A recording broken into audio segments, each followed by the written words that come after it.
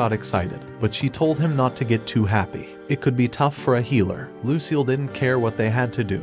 He agreed to help and felt lucky she wanted to. Later, Lucille for his pay. Catalia smiled but saw he was nervous. She asked why. He said he was impressed by meeting the Pope and talking to her without even introducing himself. Lucille wondered if Catalia went back to the labyrinth like always. No surprises on the 11th floor, so he went down to the 12th. He called it a day after that. After labyrinth work, he went to Catalia's store if was a paladin or a Templar or had something churchy going on. It seemed weird she got in so easily. Catalia said some things were better not known, cause nosy folks find books inside. Catalia said the Pope gave her all the skill books. Lucille thought he'd never be this lucky again. Next day, he got to the 15th floor easy. After work, he met in trouble. Lucille got scared, and for safety, he stopped asking questions. She gave him the magic bag the Pope promised and showed how it worked. Later, Lucille found out it had Lumina's Valkyries for training. Lucille introduced himself and promised not to bother them, but he worried about fighting a lady. Hearing Lumina say it was boring made Lucille stop worrying about it, but the girls left him in the dust. Lucille realized Brod's training wasn't that great. He tried hard, but it didn't help.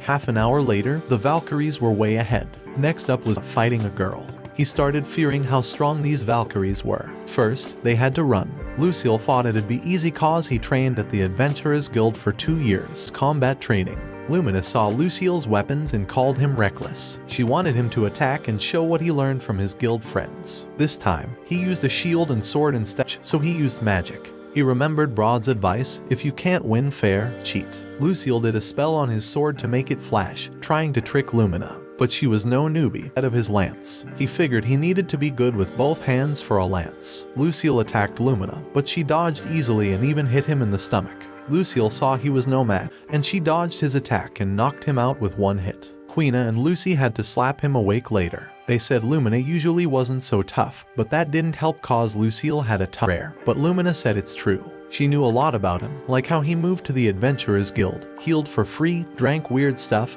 and got called a masochist. Lucille cuffed time. Next, they did a bodyguard exercise. The defending team won cause Lucille's skills made it easier. Lumina agreed and said he's a rare case. Lucille didn't like being called, couldn't believe she knew all that and cursed the rumor spreaders in his head. Lucille realized it wasn't back to